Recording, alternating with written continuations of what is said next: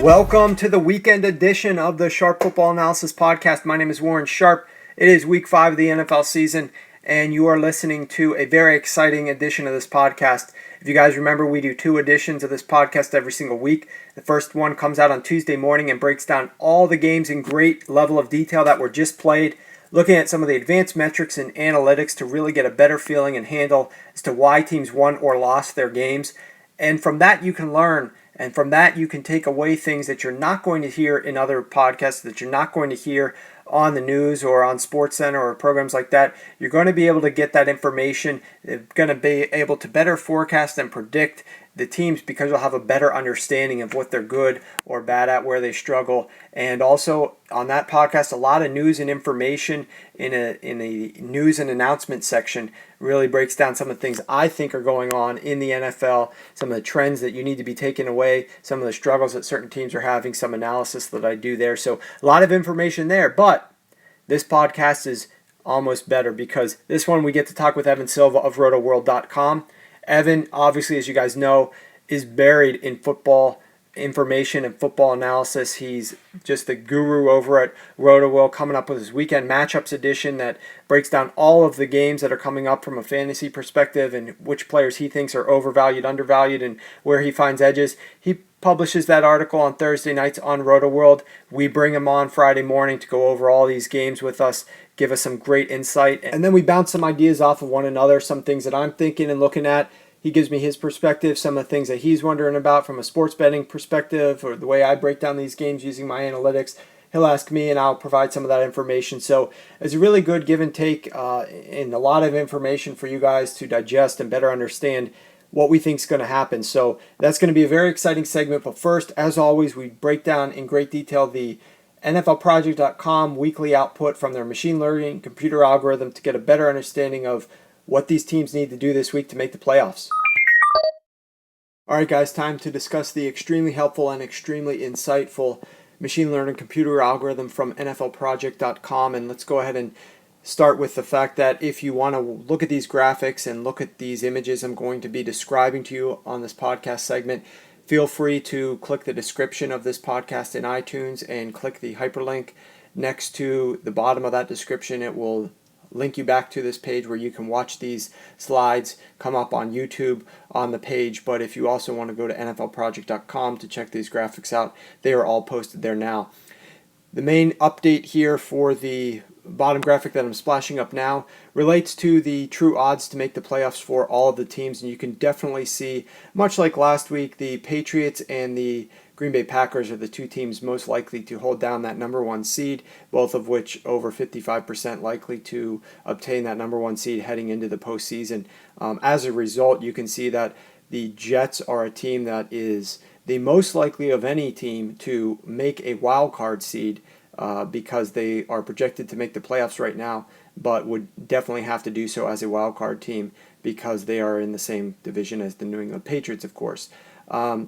Looking over at the bottom on the far right, you can see the true odds to win the division, and here's where we can really start to see a little bit of movement and a couple interesting takeaways for you guys on this segment. Number 1, the Cincinnati Bengals have really started to take hold of that AFC North. They're looking extremely strong, and the model appears to be extremely confident in them, very likely to win the AFC North at the present time. Another observation is that the New York Giants look like they are for real right now. They are twice as likely to win the NFC East as are the Dallas Cowboys or Philadelphia Eagles. So a lot still left to be determined in both of those divisions, but those 2 teams look like they're likely, even though Cincinnati is clearly further along than the Giants are right now. And then one other observation, even though the Atlanta Falcons and the Carolina Panthers both have equal records and are undefeated so far this year, the Atlanta Falcons are much more likely to win the NFC South than are the Carolina Panthers. So that's a really interesting takeaway there. Moving to the next slide where we're talking about the true odds improvement, you can really see how that Jets win over the Miami Dolphins in London heading into their bye week, as well as the Giants' victory over the Buffalo Bills. Both of those helped those teams tremendously this week in terms of their potential odds to make some noise in the postseason. The Seattle Seahawks, their victory over the Detroit Lions definitely helped them out as well. Teams who were hurt the most would be the Arizona Cardinals, the Philadelphia Eagles. Obviously, as we know, the Philadelphia Eagles lost a tough one to the Washington Redskins, and the Dallas Cowboys continue to slip down the list, as do the Pittsburgh Steelers. So that loss to the Ravens definitely hurt them. Let's splash up the projected true playoff seeds now, because this is a great representation, and I'll just take a moment to tell you guys that last year this machine learning computer algorithm over at NFLproject.com, about a month into the season, had, I believe, 7 out of the 8 division winners correct. 7 out of the 8 division winners correct at this point in time in the season. So right now, in the middle of the page is the current seeds 1 through 6 in each conference and the potential matchups. In the bottom left is what we had last week at this time. So you can definitely see, let's start with the NFC, that the Arizona Cardinals, now they were going to be hosting the Seattle Seahawks, but because they lost and Seattle won, now Seattle is hosting them again. And if you remember from last week's podcast, that role was reversed heading into the prior week. So right now we're back to where we were a couple weeks ago, with Seattle hosting the Arizona Cardinals in that playoff game. The Atlanta Falcons and the Green Bay Packers both have the first round byes. But interestingly, now that the Giants are predicted to win their division and not the Cowboys, they hold that number 4 seed and get to host the Carolina Panthers, who will be visiting. Over in the AFC, we still have the New England Patriots at number 1, but now we've been leapfrogged. Even though the Denver Broncos are 4-0, and so are the Cincinnati Bengals, the Bengals right now are projected to finish the season with a better record than are the Denver Broncos, and so the Bengals are projected to hold down the first round bye and home field advantage for the first couple of rounds of the postseason. In terms of wildcard teams, the Pittsburgh Steelers got knocked out and were replaced by the New York Jets, who moved ahead of the Buffalo Bills to that 5th seed. So it looks like right now, we said going into the season the AFC East was going to be very competitive, and it certainly appears that way, with the model currently projecting 3 out of the 4 teams from the AFC East to make the postseason. Will really be interesting to see how that holds out, because the AFC North was a team that had so many potential candidates last year, and multiple teams did make the postseason from the AFC North. Now it's being projected that only one will. And in terms of this last slide, this one looks at the teams that are going to stand the biggest odds to improve, or odds will decrease the most based on a loss or a victory. So let's go to the teams who would stand the most to gain. No true surprise here. The St. Louis Rams are the team that would stand the most to gain with a victory, and they're obviously going to need a lot of help to get that victory over the Green Bay Packers in Green Bay. But if they do, they would improve their playoff chances substantially. They currently sit, as we speak, at 2-2, but a win over a NFC competitor would definitely go a long way to help them out in a game that they're obviously projected to lose. Same sort of story for the Washington Redskins. They go on the road. They are 2-2 and taking on a 4-0 team who is hosting them. So another team that would be able to get a victory over another NFC team would definitely go a long way to help them out as well. In terms of the teams that would be hurt the most by a loss, we saw the Indianapolis Colts. They played last night, and they were able to get that victory, even though the money certainly came in on the Houston Texans. So the fact that they didn't lose that game, they would have dropped tremendously in terms of their odds to make the postseason had they lost. The New York Giants actually are a team who will drop a lot. They're currently 6.5 to 7-point home favorites over the San Francisco 49ers on Sunday Night Football. And if they lose that game, obviously they would drop a fair amount. And the Arizona Cardinals, that's an interesting one because they are this tricky road favorite over the Detroit Lions. It's only a 2.5-point line currently. They're 68% likely to make the playoffs currently, but if they lose that game to the Lions, another team in the NFC, that would drop them down.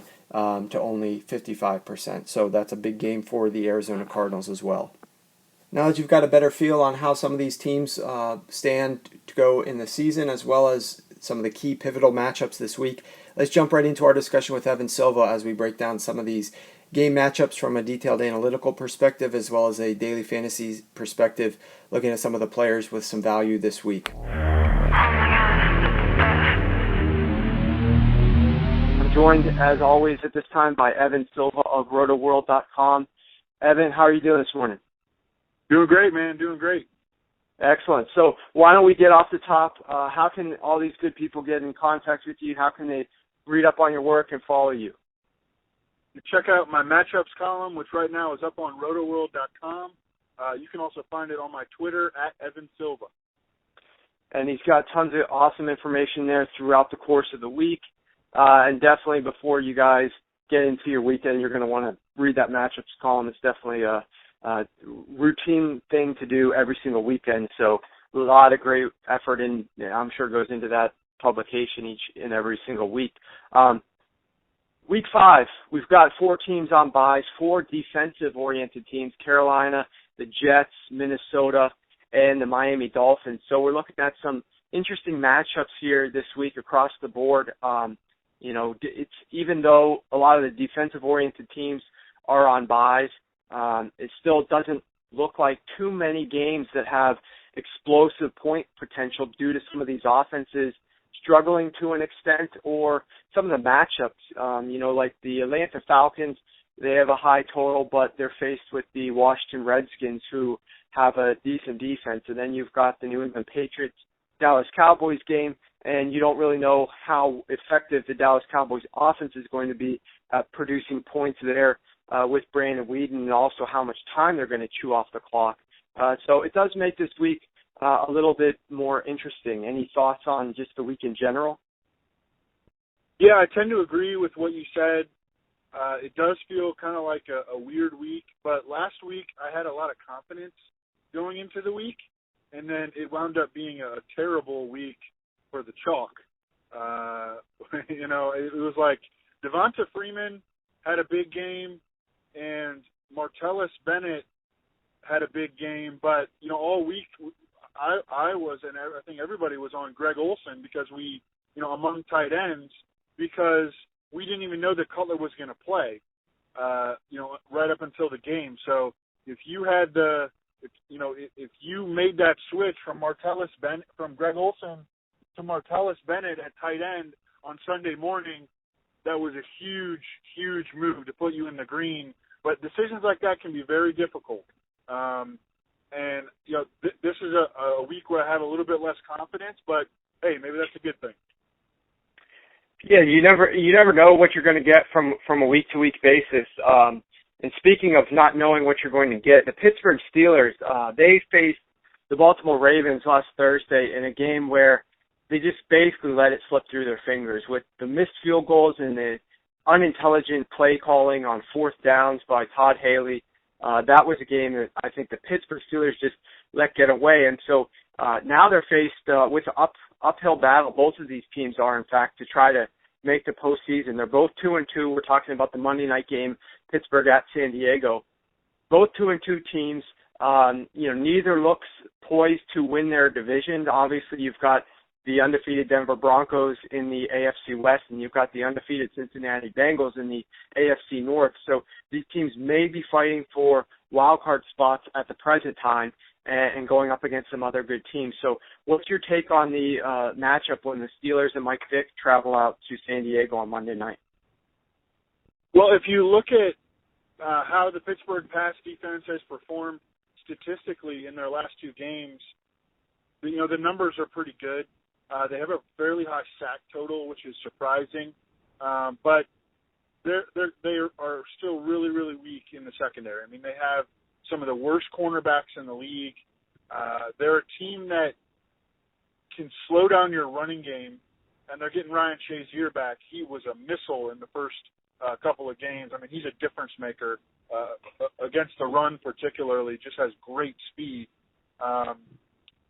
They're a team that can kind of take away your running game, but they but they don't have a lot of talent in the back end, and they really don't have a lot of pass rush talent despite that sack total.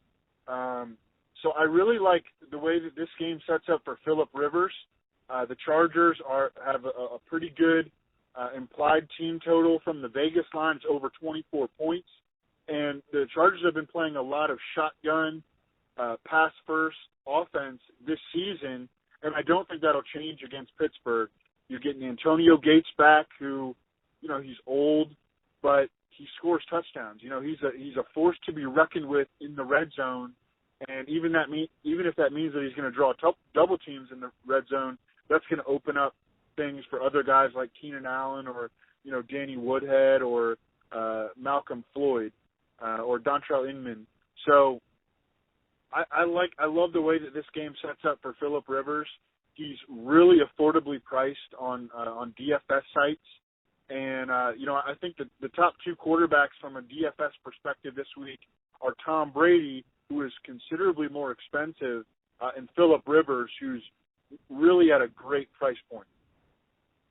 Now, if you were to take Phillip Rivers and stack him with somebody, who would you most prefer to stack him with against the Steelers? It would probably be Keenan Allen, because I'd want to see a game out of Antonio Gates first. But I definitely think there is some merit to stacking him up with Gates. I mean, we've got Olsen on a bye. We got Martellus Bennett.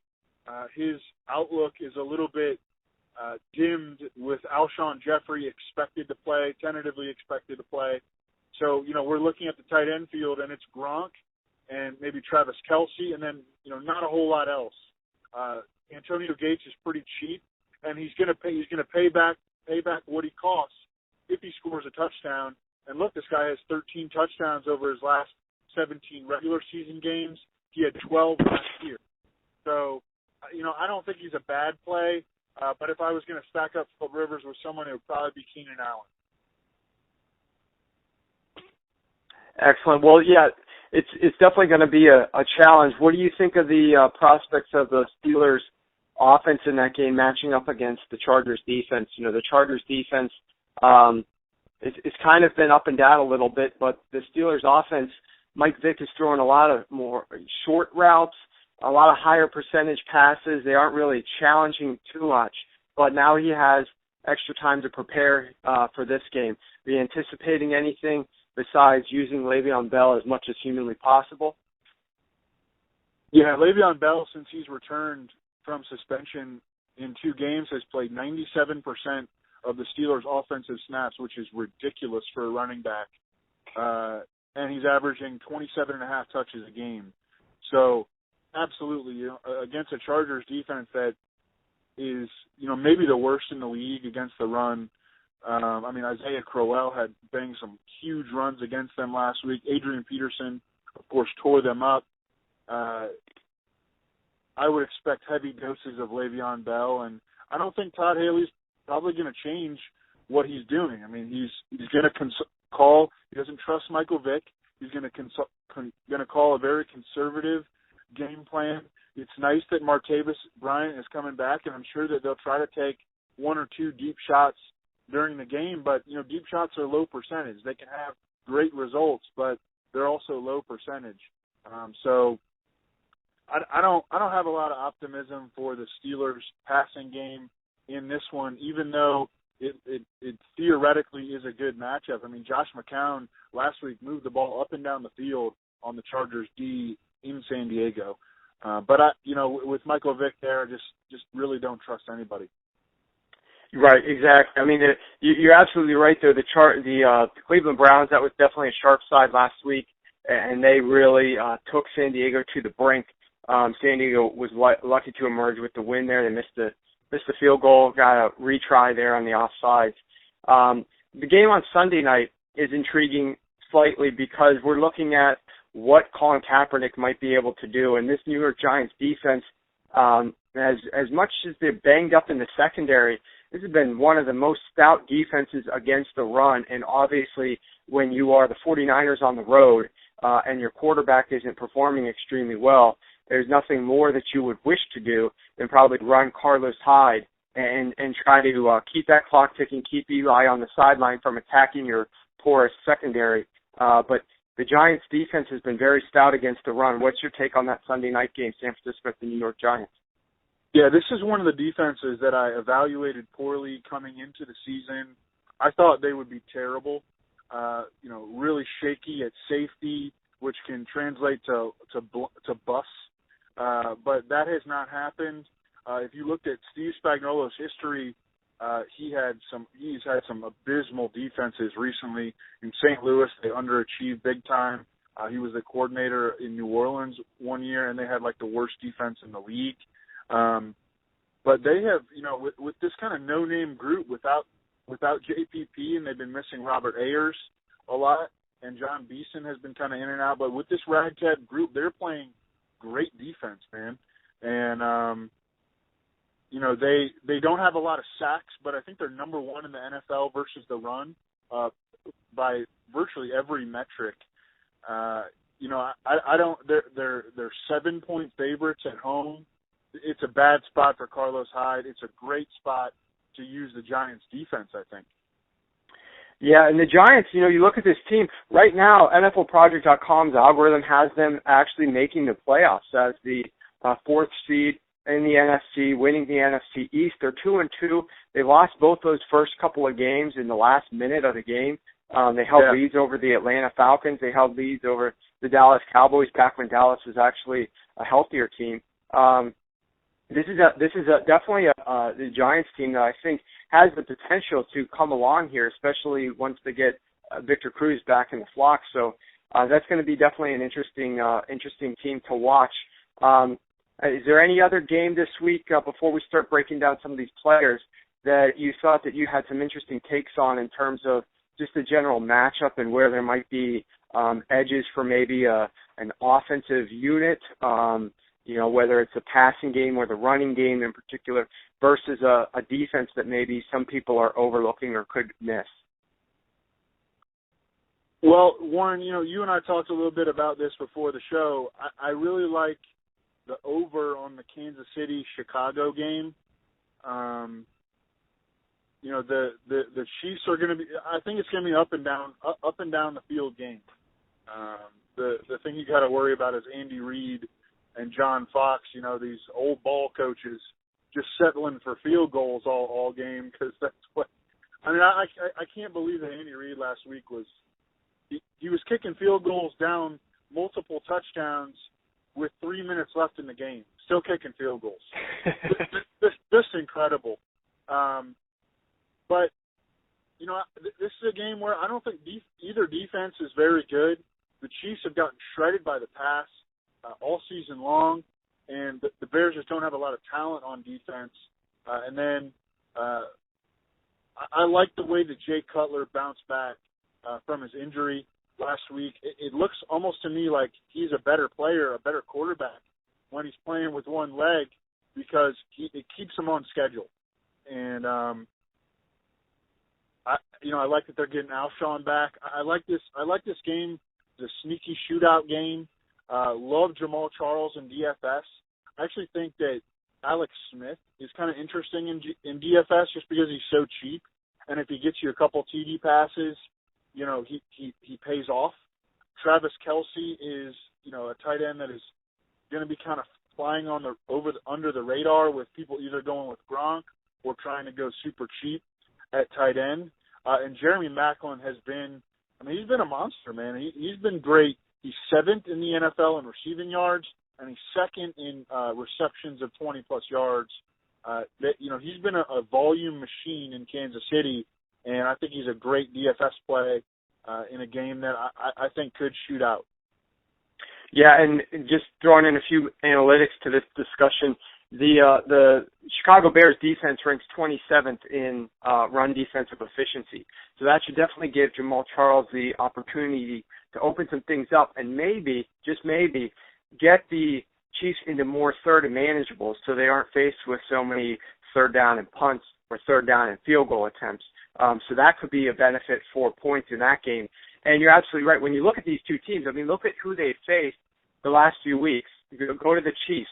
They played the Bengals defense, the Packers defense, and the Denver Broncos defense. Those three defenses are all pretty decent. And then you look at the Bears. Obviously, they played the Raiders last week, but prior to that, they played the Seattle Seahawks defense in Seattle without Jay Cutler, and they played Arizona and Green Bay. So they've gone up against some good defenses. Now they both get to go up against one another's defense. I think that's definitely going to help out the offensive production in this game. So let's flip ahead to some of the quarterback play this week. And, you know, across the slate of games, is there any game that stands out to you, any players that stand out to you as having value, or a player that you'd want to steer clear of based upon their price and or matchup? Well, the first place that I always look for running backs is, you know, I look at which teams are at home and which teams are projected as pretty big favorites. And Eddie Lacy stands out to me as a pretty good play. The Rams, although they have a talented front seven, they're not great against the run. They also just lost their weak side linebacker, Alec Ogletree, to injured reserve designated for return. So he's not going to be around for a while. They've given up 4.44 yards per carry to opposing running backs. This is a game where the Packers are big favorites. And if they get out to a hot start, which, as you know, Warren, they often do at Lambeau, they should be able to ride Eddie Lacy. And Eddie Lacy, his price is down on DFS sites because he has not been scoring touchdowns. Doesn't have a touchdown since week 1. Has missed some time. You know, the really high-priced running backs this week are Jamal Charles and Le'Veon Bell, and then it's considerable cap savings if you're willing to drop down to Eddie Lacy, who's really in a really good spot. I think he's been playing really well as well. I went over 5 yards per carry last week. He's up near 4.9 yards per carry over his last 2 games, and you know, I think you can run on the Rams. And I think that this game just sets up tremendously for him. Another running back that I'm intrigued by, and the Broncos running game has been really bad early in the season. But sometimes we'll see that happen in small sample sizes, or, you know, just, you know, they put together their offensive line kind of on the fly. They signed Evan Mathis late in training camp. You know, they've been mixing and matching running backs, and this is still Gary Kubiak and Peyton Manning, you know. And Ronnie Hillman, he hasn't been great, but he does have big playability. He can play in the passing game. I know Peyton Manning trusts him as a pass protector, and Gary Kubiak talked him up. Said he thinks that Ronnie Hillman deserves more touches, and he does. I mean, C.J. Anderson has just been a total bust. Looks overweight to me on the field, running tentative and cautiously. I think they're going to give Ronnie Hillman a shot in this game. The Broncos are 5-point favorites. Ronnie Hillman is super cheap on DFS, and I think he could be a guy that, you know, not a lot of people are going to be on. I played in the Thursday bomb on FanDuel, and he was like 2% owned. So kind of love Ronnie Hillman as a cheap running back who I think will have a decent floor and could have a monster ceiling if that running game starts to click, and I think it will at some point. Yeah, and he had that explosive run last week against the Minnesota Vikings up the sideline that basically, in that one play, you made out in excess over what you paid for him in just that one play. So always that explosive play potential exists when you're trying to defend Peyton Manning in the pass, as much as teams will have to do to get something big going in the run game. Like you said, even though they haven't had it a ton this year, I will tell you that the Oakland Raiders ranked 30th in defending the explosive run plays.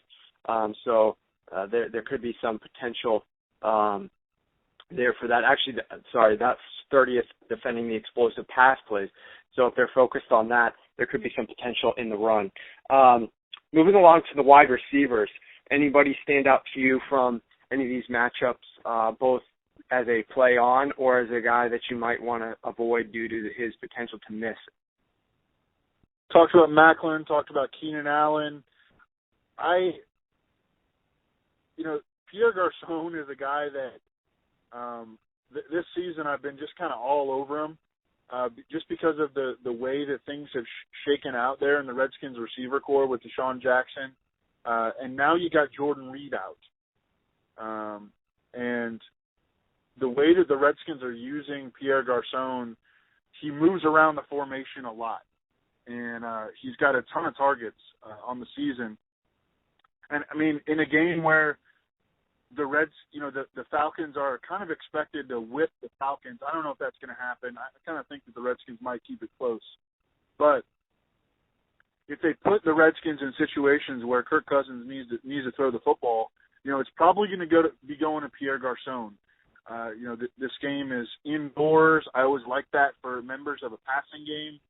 And, I mean, Pierre Garçon can play. He's not a legit number one wide receiver in the NFL, but he's a guy who can run after the catch, plays really aggressively. And he's a quarterback's best friend in that he's a really good route runner, and Kirk Cousins, feels very comfortable throwing him the football. I think he can get a lot of targets in this game, and he's still really reasonably priced. I'm intrigued by Jordan Matthews. If you think that the Eagles are going to score a lot of points, Jordan Matthews is still their number one wide receiver. He's had 2 slow weeks in a row, which means that a lot of people will be pivoting away from him. So that means it might be a time to pivot toward him. And same kind of deal with Allen Robinson. Allen Hurns won people a lot of money last week, but Allen Robinson is the most talented wide receiver in the Jaguars receiver core, and the Buccaneers pass defense is not very good. Allen Robinson's price has dropped, and he's still a guy who has seen 33 targets over his last 3 games.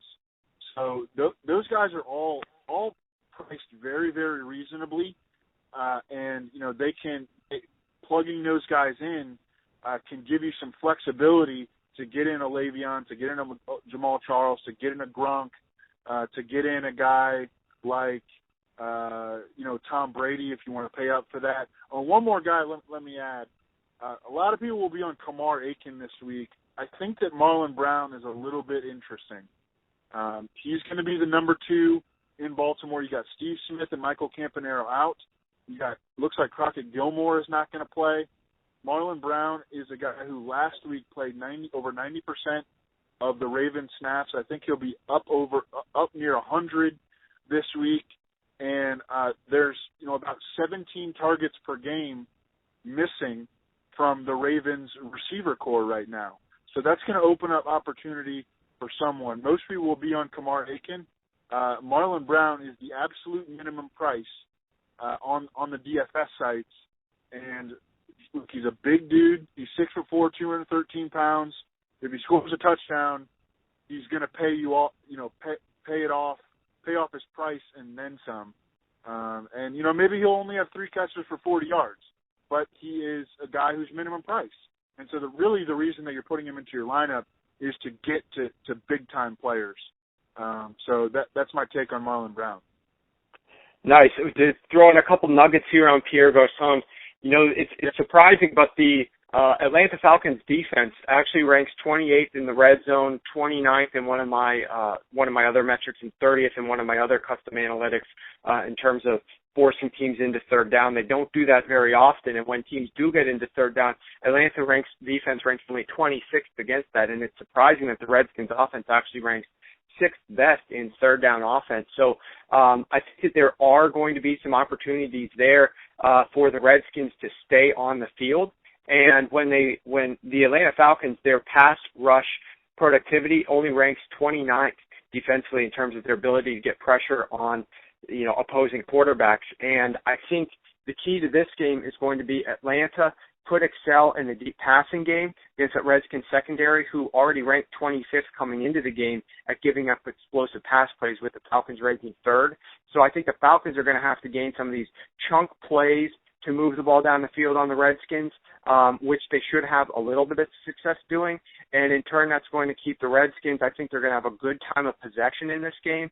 And I think that they're going to be able to have time in the pocket for Cousins to pass the ball. So, and I don't think they're ever going to be in this stagnant situation where they'd be up by, 10 points on the road and running the ball constantly. I think they are going to be chasing the Falcons to an extent. So I think it could be a good game for Pierre Garçon. Moving to some tight ends really quickly, you have one or two that you like or one that you don't like? I'm a big believer in that you pay for Gronk pretty much every week.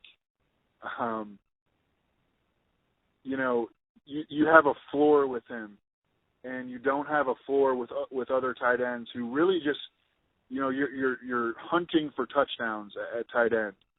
You have a floor with Gronk. You know that he's going to get a lot of targets because he's a featured player in their passing attack.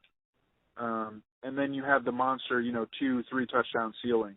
So I'm a pay up for Gronk guy, and I'll definitely be doing that this week.